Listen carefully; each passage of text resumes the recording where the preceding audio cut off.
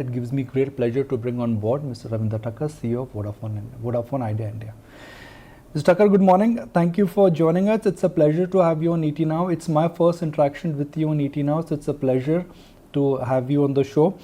I'm going to start with perhaps the most important question, which your shareholders are trying to understand, which is that how should one read into the government moratorium, the new guidelines? Do you think this is just a policy move like kicking can down the road, or this moratorium will make a meaningful difference to your business? First of all, and good morning to all your viewers as well, and thank you for having me on your show. It's our first interaction, but it's nice to talk to you. Your question, I think, from a package and a reform perspective, I would be, the first one to say this is probably as big as it gets. I think it's a very, very bold move by the government to really do what you've already said, which is to ensure that the sector not only survives and thrives, but it remains a three-player market and does not turn into a duopoly or a monopoly, for that matter. Also, at the same time, the government has also said that they're not, afraid of doing reforms in the sector. So they have done reforms as well as part of this package. And at the same time, they want to make sure that the sector is very, very competitive. Now, in regards to the package itself and what it means for Vodafone Idea, let me say that there are three different categories in which you could, put this package or reforms into. One, which is what I would call structural reforms. These are mostly prospective in nature, and they are going to be on things such as, going forward, the spectrum will be given for 30 years instead of 20 years. The definition of AGR is going to change going forward. Even SUC charges are not going to be levied on spectrum that's auctioned later. So that's sort of one category of reforms.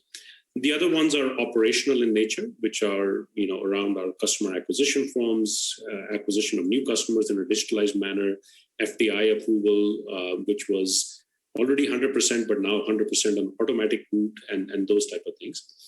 And then last but not least is what I would call financial reforms. And there, this moratorium of 4 years in which any government payments, which is not only what we need to pay the government for spectrum, but also what we pay to them for AGR dues, those will be in moratorium for 4 years. And then even after 4 years, those will be paid back in the form of installments, which will take a different shape for AGR versus spectrum. But they will be paid back over a period of time. So I would say this is a very bold and a very important reform. It has far-reaching consequences for Vodafone Idea. First of all, I think what is very clear from this is, as you said, there's always been debates and questions externally, especially in the media, about whether we will be around, whether we will stick around, whether we will survive as a company. I think we were always confident that we will, but I think now this is clearly a vindication, and it's true to say that we will be around, and hopefully that question can be put to bed for forever now. The second part is, I think with this moratorium, the government has said clearly is that instead of paying us, we want you to invest into the business. So all the money that we have left over as an EBITDA should be invested further into the business, which we plan to do so, which means increased 4G coverage, more capacity, more digitalization, more new services for our customers, and a better customer experience, which we will continue to do. Also, the company needs more additional funding.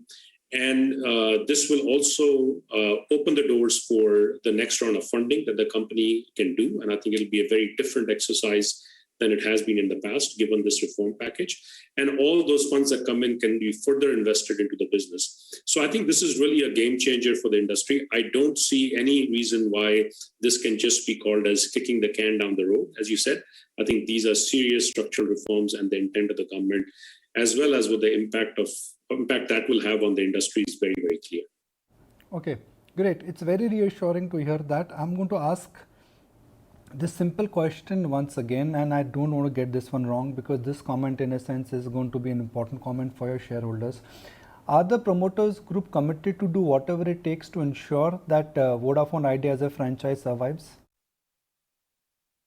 So yes, you're right. It is a very, very important question. And I think I want to answer it in as comprehensive manner that I can. So let me start out by saying, first of all, both promoters have a very, very long history of supporting these businesses for a very, very long period of time. If I look back at the company and I look at what their promoters have actually personally invested into the business, it is 1.9 lakh crores of investment has been made by these two promoters into this business to build an asset which is spent about 4 lakh crores building this asset. So it's a huge investment that has taken place throughout these promoters. And as recently as 2019, when 25,000 crores of equity was raised through a rights issue for the company, the promoters certainly led that round of funding. Now, I think, the challenge that we have seen publicly and many times comments have been made in the media to say is that reform is needed in the industry. And the promoters have been very clear about that part. Because without reforms, you can just basically keep on putting money into the business and not really progress the industry or the business forward, which is what they had declined to do. Now, with this package, as I said earlier, it is a game changer. It's a very different position than where we were just a few weeks ago. And I think on that basis, as you have also seen, the response from the promoters have been very, very positive. They have both come out with praises for the reform package that the government has put together. The company will go through a fundraising process in the coming weeks as soon as we are able to get the details of the financial package from the government, which should be coming in a few days. We will update our business plans. We'll take those business plans to the board. Whatever the board approves, eventually, we will obviously disclose those plans, and then the fundraising process will start. The promoters have always supported fundraising. They've always supported their company, and I'm sure going forward that they will do the same. So would there be a strategic investor? What kind of fundraising possibly we could look at with the government support coming in and with the backing of promoters who are credible promoters? I'm sure banks will be able to give you more debt. What will be the combination? Strategic equity infusion by promoters or only debt? Nikunj, it's a little bit too early to answer that question because I think this is a debate that we will have with our board and we'll come back with certain set of recommendations. I can tell you that there is no path that is closed. So certainly as the management of the company, we are open to all paths of fundraising, and we will certainly, do the pros and cons in each one of those debates.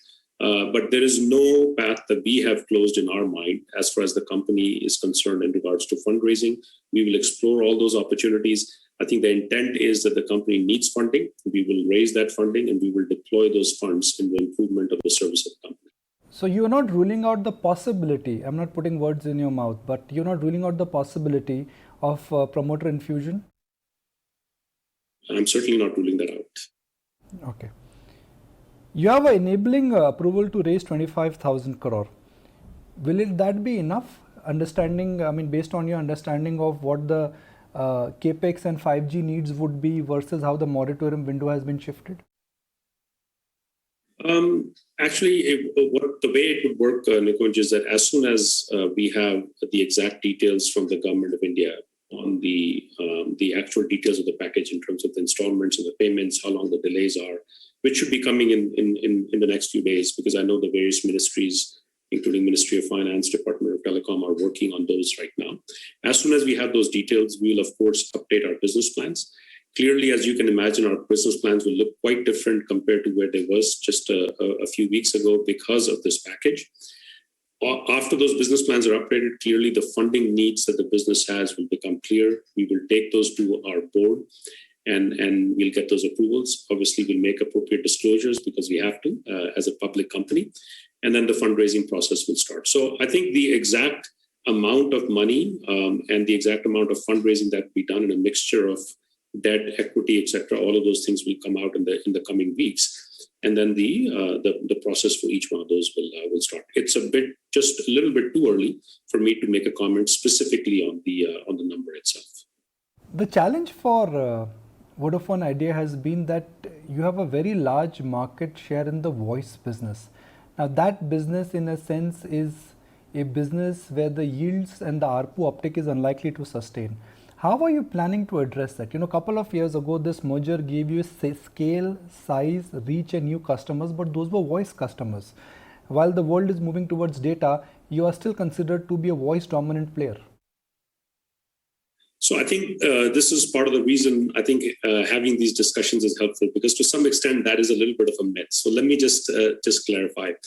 I think you're right that the business in the early days before the merger itself used to be a predominantly voice business. After our merger, and we've worked and our teams have worked diligently to make sure that our network is not only the best network in terms of quality, but also it supports data, it supports 4G. Just to give you an example, we have doubled the 4G coverage that we provide to our customers since the merger. We now support 1 billion population coverage with our 4G network today, for the Indian population. The capacity of our 4G network has multiplied by 2.6 times since the time of the merger. Our customer numbers with 4G today are north of 100 million customers today.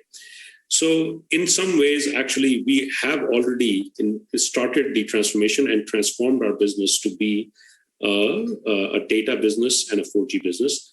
90% of our spectrum capacity, and we have one of the best spectrum assets in the country today, are deployed towards 4G usage in the country. So many of our customers are using that. And I think the transition from 2G to 4G is a transition that is well under progress. Many of the customers have moved from 2G and 4G, and we will continue to do that transformation as we go along. I think in many ways, it is important to remember that voice and data are both important businesses. The way our business works is there are two types of customers who are one which is interested in both voice and data, and then there's a set of customers who are predominantly interested in voice. And we have a healthy mix of both of those, but more and more of the customers are moving towards both a voice and a data business, and that migration is well underway. Overall, on a customer-based perspective, we show month-on-month, quarter-on-quarter increases in our voice and data customers, so 4G customers, which are continuing to increase, and that is a very positive trend. So in some ways, that journey that you're talking about is well underway and is supported by the investments that we've made in the last couple of years. How are you planning to address the whole challenge of subscriber loss? Yeah, so I think it'd be fair to say that as we merge the two businesses, one of the things that we had to do was consolidation of the network. And I'll tell you, from a complexity and the amount of effort that was required to do that was tremendous. There's never been an example in the world anywhere in which such a complex consolidation was ever done. We literally 20 years of work that was done in the past by both of those two companies, which were competing, had to be undone and then redone again in the last 2 years. And in the process, as I said, we increased the 4G coverage, we increased 4G capacity, and we increased the size of our network in the process. As we were doing that, clearly there were challenges sometimes with our networks and so on, and we did have subscriber losses during that period of time. I think that is now integration that is behind us. The network quality is tremendous. We continue to get accolades from third-party providers as the best network in terms of speed. TRAI gives us best voice network 8 out of the last 10 months, and certainly our customers, as I said, continue to enjoy a very good quality network. And at the same time, I think we have now started to see that the customer decline of the losses have really started to slow down. In fact, on the most important metrics, which is really around 4G customer growth, as I said earlier, we are seeing month-on-month and quarter-on-quarter increases that are taking place. So we are already in that state. And I think overall, we have reached pretty much stability in our customer base. Our intention now is to make sure that we continue to provide great service to our customers. And at the same time, as and when our customers choose to migrate from 2G to 4G, as they get smartphones and so on, that we will assist them in that migration and provide a great experience to them. We've debated and argued in the past that Indian ARPUs are artificially low.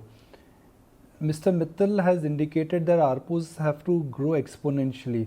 Where do you think ARPUs eventually would settle, in your business, which is a combination of data as well as voice? Yeah, so it is, I think, probably the most important question besides the government package that has been already talked about. I think pricing is the most important package, most important element. I think it's fair to say that as an industry, and we have a history of about 25 years in this country as an industry, we have not been very disciplined when it comes to pricing. Pricing has been and in the market has been used as a weapon many times to create stress in the industry. This has happened many times, in many cases to reduce competition and so on. I think we are at a point where, we're down to 3 players, which the government has ensured that they will continue to stay forward. I think in some ways, Each one of those three players had written to the government to say that there's not enough discipline in the industry. Please help us raise prices because there is a return that needs to take place. Even though in a standoff position, each one of us were independently not able to make the decision of raise pricing because of the competitive nature of the industry. I would say if you look at ARPUs, which is the important element and has been discussed by the other players in the industry as well, the ARPUs, if we look back 5 years ago, were at just above 200 rupees. This is in 2016. Now, if I look at the ARPUs for the industry today, they are actually below 140 rupees, which means not only have we moved backwards, but if you look at inflation and time value of money, actually we've gone really, really very, very low. And we continue to have the lowest ARPUs in the world by far. And I think in some ways, while the consumers have enjoyed and taken benefit of that, and I think that's been very important, I think it's also important to make sure that the industry gets healthier. I think in the state that we are in right now, I think the prices can move up now organically. The industry can move forward knowing the fact that the structure of the industry is going to remain, the status of the industry in terms of the strategic importance will remain, and the government efforts to make sure that there's competitiveness in the industry. I think prices can go up organically, and I expect that to happen. I believe that they will happen gradually in sort of one swale of or one big swoop of price increases. I believe in the medium term, prices and ARPUs have to get to 200 rupees. Whereas in the longer term, I believe an ARPU of 300 rupees for the industry will be a very good price level and will sustain the industry, but at the same time, continue to provide some of the best and the low cost pricing in the world to Indian consumers as well. If I say the following, the price war is over in the Indian telecom sector, will I be partially right or I'm accurate in my assessment? I would say that, you could be somewhere in between. Time will tell. I think, as I said earlier, the price war part has led to where the stress in the industry and where we are. I think with this government package, there's a clear signal to move forward. So in some ways, I think that is a very, very positive sign. And I expect that going forward, as I said, organically pricing will improve. It will improve in a step manner. It won't improve in one fell swoop. So I think we are starting a journey in the right direction. When the 5G rollout happens, how would you ensure that you have enough and more funds and you are able to adopt smartly? Because that's where everybody is now focusing on. Yeah, so very important question, Nikunj. So as I explained to you earlier, we spent 2 years integrating and consolidating our network. Now, as we were doing that, part of the efforts that we took at that time was to make sure that we put the latest technology, and many, many elements of our network today are 5G ready. In fact, there are many 5G technologies that we are using in our network today, which are being available to customers as we speak. So first of all, our network is already very much in the state of being 5G ready.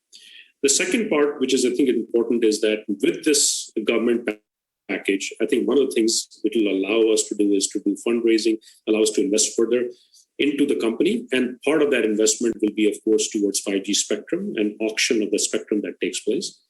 We are currently, we've been allocated trial spectrum by the government. We are conducting trial in 2 separate locations of Pune and Gandhinagar on various 5G use cases. We hope to produce some very, very interesting use cases out of that. And I expect that the company will invest and participate and actually provide 5G services in a very, very efficient manner to our customers as and when 5G spectrum becomes available in the country. So what else do you think needs to align for you to ensure that your cash flow requirements for next 4 years is taken care of, including capex? And also what happens after 4 years? What I'm trying to understand from you, Mr. Takkar, is that the industry has to see a change in terms of dynamism, in terms of ARPU. For Vodafone Idea, it has to be the loss in market share, which you have to regain. What are the factors which need to align together for your company to become bigger and in order to ensure that they can keep up to their payment schedule? Yeah, so I think the government has done their part, which is what they have done with the package itself.